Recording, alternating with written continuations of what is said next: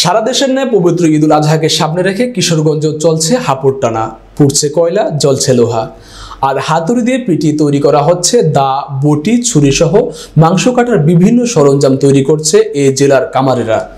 আমাদের কটিয়াদী নিকলি উপজেলার প্রতিনিধি মোহাম্মদ জজমিয়া জানান, সারাদিন কঠোর পরিশ্রম করলেও তাদের মুখে নেই কোনো উচ্ছ্বাস, নেই প্রাণ ভরা হাসি। তারপরেও কোরবানির ঈদকে মাথায় রেখে আশায় বুক বেঁধে ব্যস্ত সময় পার করছেন তারা। হাতুড়ি আর লোহার টুংটাং শব্দে মুখরিত হয়ে উঠছে কামার পল্লীতে। ঈদের দিন পর্যন্ত চলবে তাদের এই ব্যস্ততা। কিশোরগঞ্জের বিভিন্ন এলাকায় খোঁজ নিয়ে জানা যায়, কামার শিল্পীরা মাংস কাটার জন্য চাপাতি, দা, বটি, চাকু, ছুরি তৈরি করছে। পুরনো জিনিসও স্বাদ দিচ্ছে। তো অনেক আগে থেকে তার বাবাই করতো এই কাজ, সে শিখে নিছে। তারপরে তো আনুমানিক 30-40 বছর হয়ে যাবে এগুলা লেখা যায়। মিউজিক আছে এলাকার মানুষের অনেক সুবিধা আমাদের কাছে। আশেপাশে আর কোনো কর্মকারের দোকান নাই, যার ফলে তার কাছে অনেক মানুষ করে, অনেক দূর দূর থেকে আসে।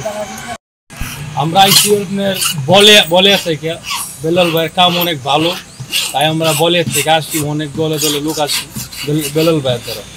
কামের মান গুণ সবই ভালো, ঠিক আছে।